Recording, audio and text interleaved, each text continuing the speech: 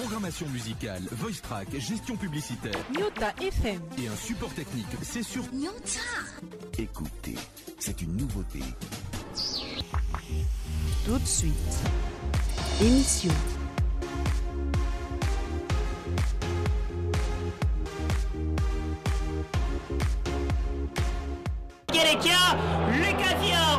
Dans un championnat où l'arbitre n'a que ses yeux pour voir, où chaque équipe veut rester au top, gagner sur le terrain ou dans le bureau, voici pour vous VAR Ligue 1, pour tout dire et tout comprendre sur la Ligue Foot. Magazine à suivre chaque mardi soir 22h30 de Lubumbashi sur Nyota Télévision et toutes les plateformes de la chaîne étoilée.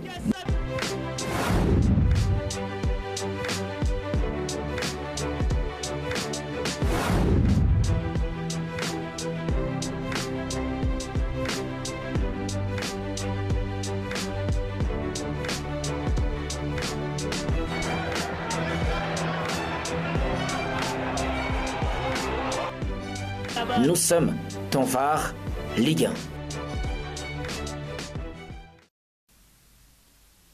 Bonsoir mesdames, messieurs, bonjour, ça dépend de l'heure à laquelle vous allez regarder cette émission. Mesdames, messieurs, bienvenue à ce 3e numéro de VAR Ligue 1, émission essentiellement recentrée sur la 30e édition de la Ligue nationale de football. C'est ici le rendez-vous pour voir et comprendre les images de cette compétition. Mesdames, messieurs, nous vous saluons de partout et c'est un honneur de vous retrouver. L'actualité est d'abord complètement dominée par cette victoire, la deuxième de Sa Majesté Sanga Balende de suite dans cette compétition. Balende vient de s'imposer devant cette formation de Tanganyika 2-0. C'est la première défaite de l'équipe de Tanganyika promue en première division. L'Essol justement de Mbuji-Mayi n'a pas été clément devant cette formation de Tanganyika qui avait donc été justement intéressante depuis le début de cette compétition. Elle s'incline donc cette équipe de Tanganyika à la 4e rencontre de la compétition. Il y aura tout simplement un long moment qu'on va réserver au derby de Lubumbashi qui a opposé le dimanche dernier le tout-puissant Mazembe-Nglober et l'FC Saint-Éloi. Lupopo, l'équipe de Lupopo s'est imposée devant le TP Mazembe-Nglober par la note d'1-0. 5 ans après, la formation de Lupopo se redonne du respect. Donc, dans cette compétition, mesdames, messieurs, c'est donc un véritable moment de plaisir et de football qu'on va passer. On va aussi revenir justement sur le trouble qui se sont aussi montrés ou manifestés dans cette confrontation. Bienvenue à tous et à toutes et merci de nous regarder.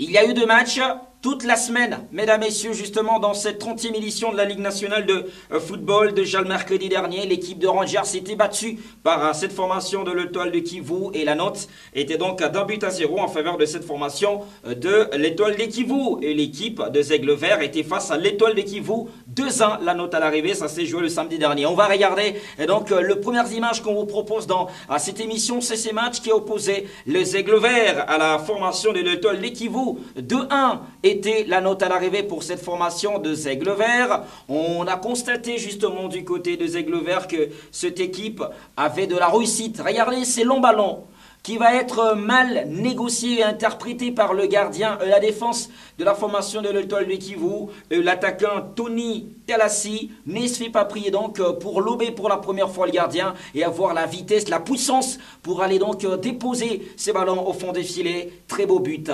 Ils ont continué parce que la défense de Bukavu Dawa est tout simplement morose dans cette confrontation. C'est tout simplement Lukoi Atakoi qui s'est invité à la fête pour aller marquer le but du break. Regardez la réduction du score de cette formation de l'Étoile de Kivu. Sapou Kassende va marquer un joli but sur coup franc, c'est très intéressant au premier poteau. Malheureusement, cette équipe de l'Étoile de Kivu n'aura pas la capacité de revenir. 1 contre 2, elle va donc s'incliner dans cette confrontation. Et on va regarder les autres matchs. C'est d'abord cette équipe de l'SV Club de Kinshasa, mesdames et messieurs, qui s'est relevée dans cette compétition après 2 nuls de suite. Les Moscovites ont réussi à revenir avec force. Voilà, lors de cette 3e explication, cette formation de l'SV Club qui se fait attaquer pour commencer cette confrontation avec la frappe de la part de joueurs de New Jack qui trouve justement Ouedraogo en place. Regardez la punition réussie par cette équipe de l'SV Club sur un coup franc. Magnifique. Il est beau justement ce but qui est renvoyé dans la cage de cette formation.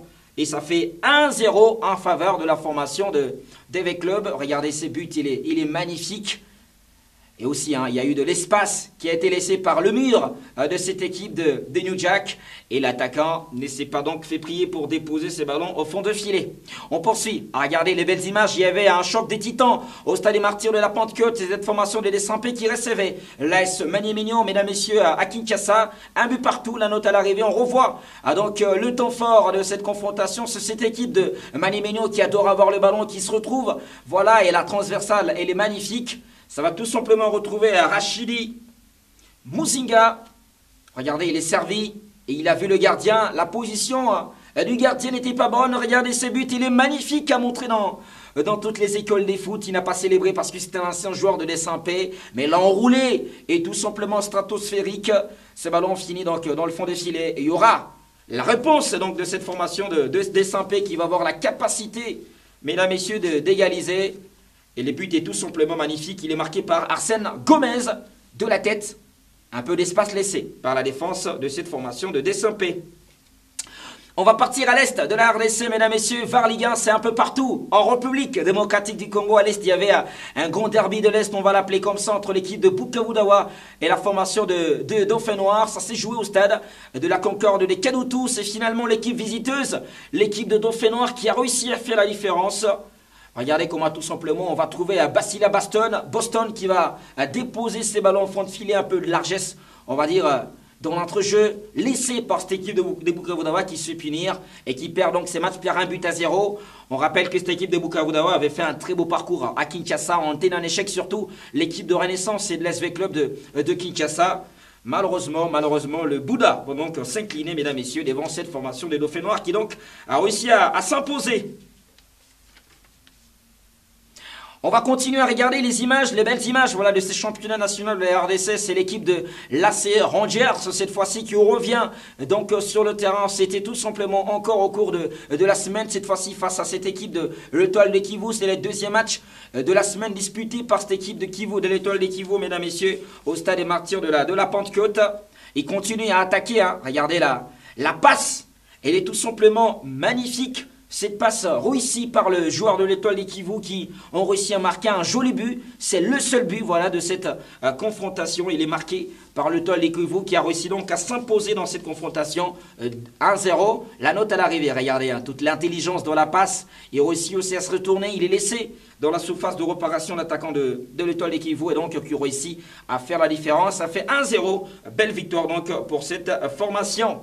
Maintenant, mesdames, messieurs, il est temps de parler de ces derbies. C'est le match qu'on a tout simplement travaillé pour vous tout le long du début de semaine. Lupopo Mazembe, c'est derrière ça.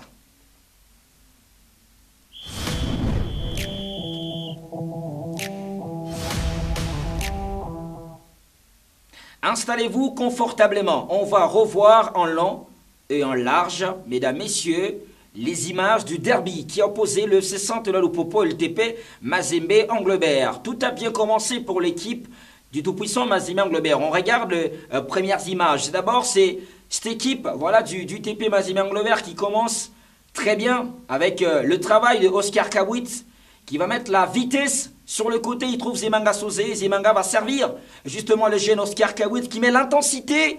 Malheureusement, ça passe, ne trouve pas Bakata qui arrivait avec puissance pour essayer tout simplement de catapulter ces ballons au fond de filet. Ils vont continuer voilà, à attaquer cette équipe de Lupopo. Regardez les joueurs de Mazembe qui se retrouvent dans la moitié de terrain du FC Saint-Ola Lupopo. Le crochet de Badamassi est magnifique pour trouver Zemanga. Ils organisent le jeu en ce début de match. Ils étaient en force.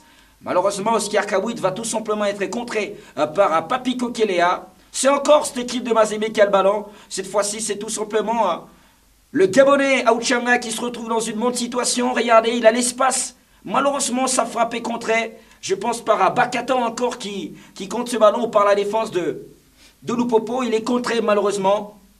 En ce début de match, l'équipe de Mazembe avait le ballon, avait l'organisation. Là encore, on va retrouver justement Luzolo Sita qui est devant. Et on trouve Bakata qui fait un très bon appel sur les côtés. Il va servir à Auchanga. Mais là, il y a quand même tout simplement une très bonne défense de Joey Samapeko qui empêche à Auchanga d'avoir toute la possibilité de construire et de continuer à faire le jeu. Vous avez vu les belles images. Côté TP Mazembe Englebert dans ses débuts de match. Mazembe n'a pas commencé trop bas. Mazembe a commencé très haut et très fort pour aller donc inquiéter cette formation du FC Saint-Éloi-Lupopo. Mais qu'est-ce qui va se passer dans la suite? On va continuer à regarder les très très belles images pour comprendre comment et pourquoi cette formation du TP Mazembe Englebert a donc perdu ces matchs. Là on voit le dégagement de la défense de Mazembe. Ils perdent le ballon justement les Corbeaux. C'est là la différence. Lorsqu'ils perdent le ballon les Corbeaux, ils laissent un grand espace vide à ce milieu terrain de Lupopo qui sort proprement et tranquillement. Regardez OCT qui va trouver Listumba. Listumba, il est suivi par Luzolo. Je me pose la question de savoir, Listumba qui était aligné ailier au départ, comment il a réussi à amener Luzolo Sita à l'intérieur du jeu.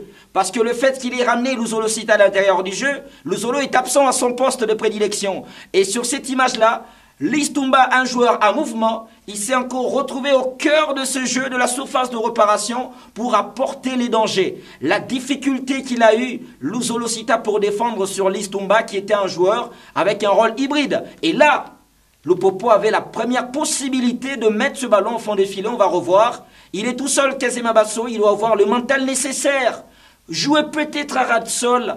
Mais malheureusement, il a confondu vitesse et précipitation sur cette première image.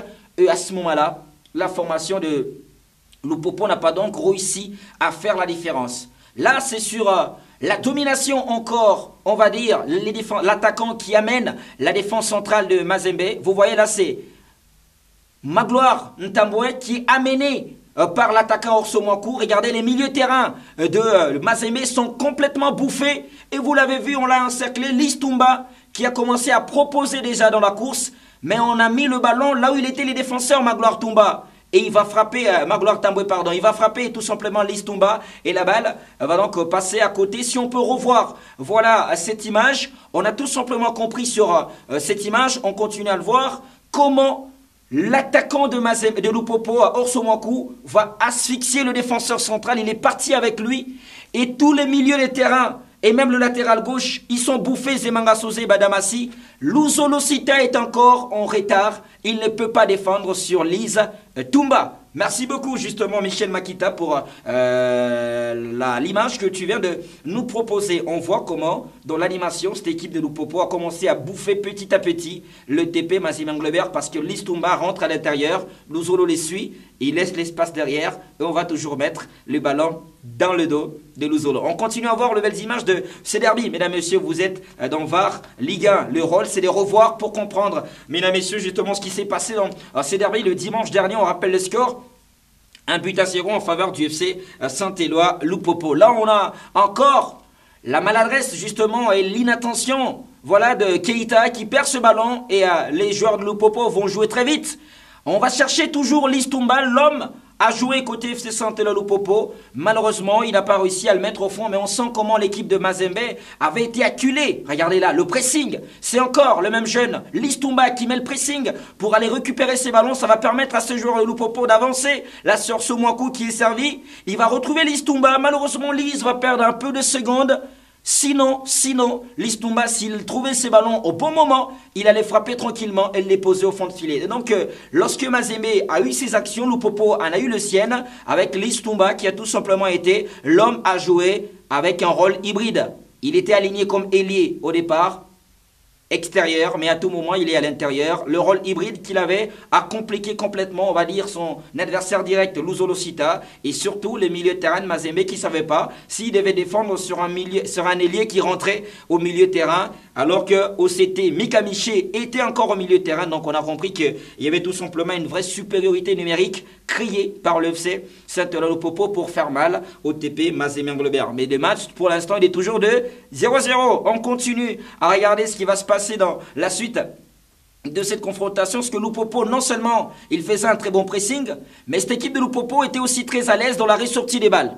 Dans une attaque placée proprement, regardez comment le milieu de terrain de Mazembe est bouffé, parce que Mikamichi va trouver tranquillement OCT va combiner pour chercher Kazema Basso. Mazembe court derrière le ballon. Et N'Golo Kanté congolais, justement, Kambou qui est retrouvé le milieu de terrain burkinabé. Et Mika Miché va faire quoi? Il va accélérer, il met l'intensité. Il y a faute encore de qui? De Luzolo-Sita qui a complètement souffert dans cette confrontation. Pourquoi Luzolo-Sita fait la faute? On va comprendre.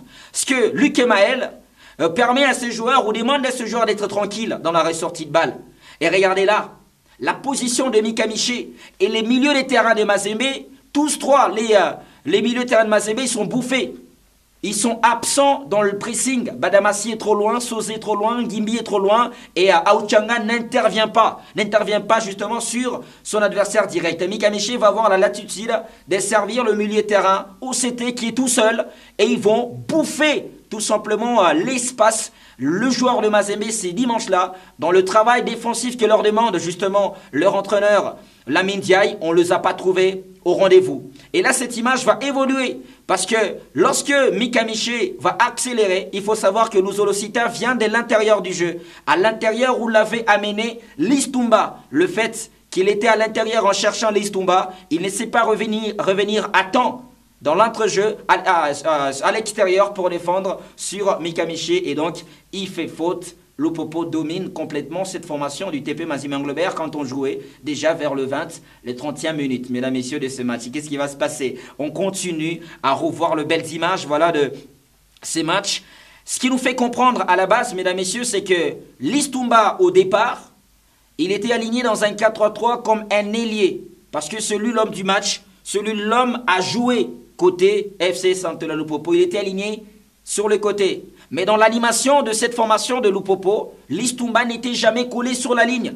Il était en mouvement, il s'est déplacé partout. C'est l'électron libre sur qui a reposé l'animation offensive du FC Santola Lupopo. C'était le joueur qu'il fallait trouver. Le joueur qu'il fallait trouver, et cela a compliqué tout simplement les affaires de Luzolo-Sita, son adversaire direct sur le côté. Et aussi les affaires des Badamassi, des Sosé qui ne savaient pas comment défendre sur Lise, alors qu'au milieu de terrain, on avait encore des joueurs comme Merze Ngimbi, Zemanga Sosé, qui devaient réfléchir comment défendre sur Draman Kambou, sur OCT, sur Mika Miché. Et donc, vous comprenez que le rôle qu'on a donné à Listumba de venir à chaque fois au milieu de terrain faisait en sorte que Lupopo se retrouvait à 4 contre 3. Parce que quand il vient s'ajouter à Mika Miché, à OCT, à Draman, ils deviennent 4 milieux contre le 3 justement de cette formation de Mazembe. La conséquence, c'est les buts. On va comprendre ce qu'on vient de s'expliquer. Comment Lupopo va marquer. Lupopo va marquer de la même manière qu'on vient de voir tout à l'heure. Ils sont tranquilles, ils prennent leur temps pour attirer le TP Mazembe Englebert. Le premier ballon est dégagé, mais le deuxième ballon est récupéré par qui? Par Lys. C'est Listumba, mesdames, messieurs, qui est au milieu de terrain. Lui qui est lié à la base et qui organise ses jeux. Il ne va pas s'arrêter là, il va continuer à rester en mouvement. OCT va trouver Issama Peko, le centre de Issama, mesdames, messieurs, va tout simplement retrouver Kazema Basso qui a fait du mal à Keita dans cette confrontation. Il sollicite le Indé Kazema, il va l'avoir et Listumba est tout seul pour déposer ses ballons au fond des filets. J'ai envie de vous lire, mesdames, messieurs, si on reprend cette image, c'est vrai que Lupopo a fait une démonstration technique. Mais là, le Mazembe de l'année dernière, il ne prenait pas ce genre de buts. Regardez le premier pressing, il est lent, le premier pressing. L'absence de joueurs des Mazembe au deuxième ballon. Pourquoi? Parce que Badamassi est en retard sur Listumba. Il ne va pas défendre sur lui. C'est un joueur imprévu qui s'invite toujours au milieu de terrain et qui va venir apporter sa touche technique, mesdames, messieurs, à ces milieux de terrain de Lupopo. Et la défense, l'animation défensive de Mazembe sera tout le temps absente, tout le temps en retard. Regardez, Listumba est tout seul dans la surface de réparation. Regardez les joueurs de Mazembe. Les autres concentrés sur le porteur des balles. Zemanga Sosé ne sait pas s'approcher justement de Listumba. Je me dis, mais le réflexe de Zemanga Sosé, pourquoi il marche Zemanga? Pourquoi il marche alors qu'il y a un joueur dangereux dans la surface de réparation?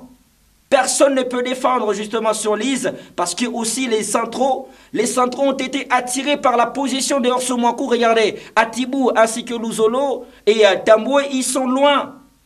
Parce que tous ont été attirés par Orso Mwaku. Listumba est seul. L'animation défensive de cette formation de Mazembe a été absente. Je me dis parce que la notion de marquage aussi stricte, elle n'est pas mise en application. Je vois le joueur de Mazembe occuper trop la zone. Au lieu d'équiper ou de coller le joueur qui est libre. Donc, à un moment donné, je pense que dans cette formation du TP Mazembe Englebert, cette saison, il faut associer les deux types de marquage, un marquage en zone et un marquage de strict. C'est vrai que les joueurs peuvent être en zone, mais à un moment donné, quand il y a des joueurs dangereux dans la surface de réparation, un marquage strict ne ferait du mal tout simplement à personne, mesdames, messieurs. Et voilà cette formation du FC Saint-Lô-Popo qui a donc fait mal voilà, à cette formation du TP Mazembe Englebert et ça fait donc très mal. La deuxième mi-temps, qu'est-ce qu'il va nous proposer? On va voir comment le TP Mazembe Englebert va revenir avec force. Le TP Mazembe revient avec force en deuxième mi-temps. Atibou Radiabou qui va lancer ses ballons très loin. Les Corbeaux sont menés au score. Bakata réussit le contrôle, il est magnifique. J'ai envie qu'il évolue. Voilà Bakata dans ce secteur de jeu. Il va apporter plus à cette équipe de Mazembe dans la suite de la compétition. Et voilà Oscar Kawoud qui va centrer, mais il n'y a personne. C'est là qu'on attend justement Bakata Aouchanga dans la manière de se compléter. Aouchanga qui essaie de se retourner, les contrées, Zemanga est contré. Donc ils ont obtenu des situations justement en début de seconde période, le joueur des Mazembe. Malheureusement, ce n'est pas allé au fond de filet. J'ai aimé justement la prise de conscience justement des Sosé qui a ramené une dimension technique extraordinaire dans cette confrontation en deuxième mi-temps. Malheureusement, c'était un jour sans. Regardez justement le centre de Keita qui est complètement raté, alors que Keita ne manque peut-être pas souvent ce genre de situation. Les Corbeaux maîtrisent justement la donne au milieu de terrain, mesdames, messieurs, parce qu'on sent qu'ils se sont décidés de ne pas trop jeter le ballon, mais de le garder, de construire et de chercher les bons appels offensifs avant de dégager les ballons. Mais ils seront toujours bouffés, voilà, par cette relance rapide du FC Saint-Lô-Popo. Regardez les milieux de terrain de Lupopo qui se retrouvent, Kambou, Osetemi, Kamiché, les joueurs en mouvement qui font mal voilà, à cette formation de Mazembe. Malheureusement là, parce que Keita va se décider quand même de ne pas se faire prendre par Kezema, il va tacler et s'en sortir. Donc il y a deuxième période qui a très bien commencé entre les deux formations, mais il va se passer des choses. Et c'est ce que VAR Ligue 1 ne veut pas du tout, et c'est ce que VAR Ligue 1 va décourager. Alors on s'est décidé justement de donner des cartons dans cette émission.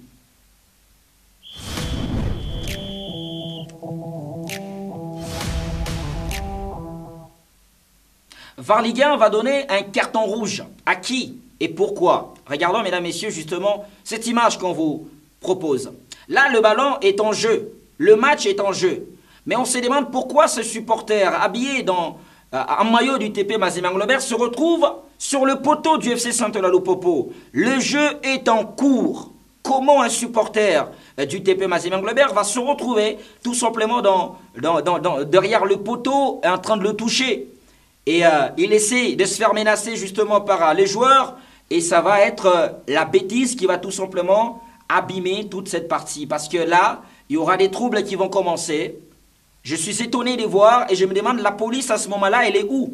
C'est un derby, comment un fanatique va quitter tranquillement justement sa place et venir derrière le poteau d'une équipe? Ce sont des choses qui sont inadmissibles. Je pense que le côté sécuritaire n'a pas été très bien géré et les fanatiques n'ont pas bien géré tout simplement, mesdames, messieurs, l'émotion, l'euphorie autour de ce derby. Et nous donnons un carton rouge donc aux fanatiques du tout-puissant Mazembe Englebert qui ont manifesté un comportement antisportif.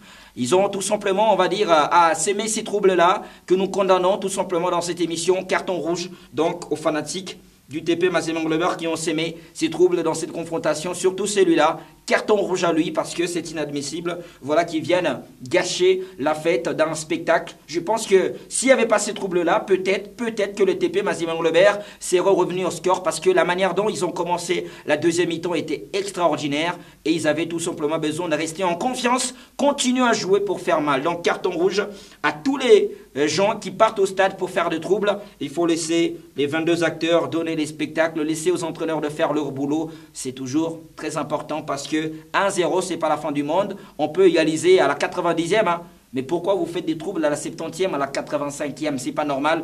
Plus jamais des troubles dans le stade. VAR Ligue 1 ne veut pas de ça. Mesdames, messieurs, on va faire parler quelqu'un.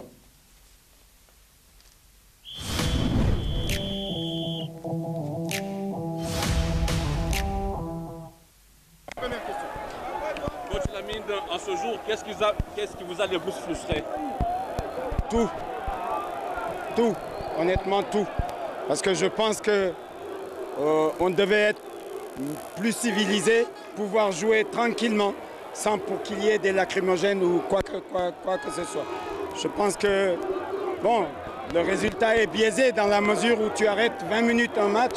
Et après, bon, on a vu, j'ai pas l'habitude de parler des arbitres, mais il faut reconnaître quand même que c'était une catastrophe.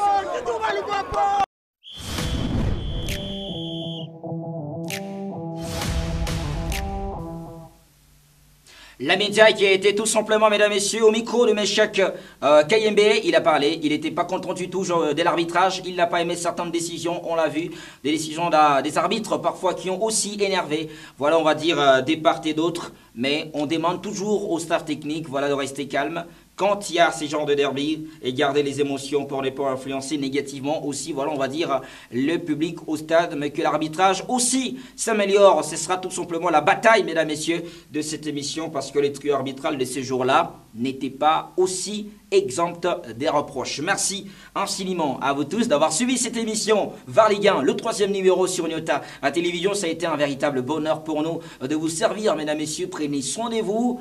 Au revoir, à la prochaine, à mardi prochain pour d'autres images, pour d'autres informations, d'autres analyses tactiques. Le rendez-vous, mesdames, messieurs, pour tout voir et tout comprendre sur la Ligue 1 Foot, c'est ici, dans VAR Ligue 1. Merci infiniment à Elie Moukeba, la magie tactique, on va dire, de cette émission, le réalisateur principal. Merci tout simplement au doigt magique, aussi de Michel Makita qui nous permet d'arriver jusque chez vous, partout où vous nous regardez. Merci à toute l'équipe autour, mesdames, messieurs, de cette émission. On ne cessera jamais assez de vous remercier. Au revoir. Dans un championnat où l'arbitre n'a que ses yeux pour voir, où chaque équipe veut rester au top, gagner sur le terrain ou dans le bureau, voici pour vous VAR Ligue 1, pour tout dire et tout comprendre sur la Ligue 1 Foot. Magazine à suivre chaque mardi soir 22h30 de Lubumbashi sur Nyota Télévision et toutes les plateformes de la chaîne étoilée.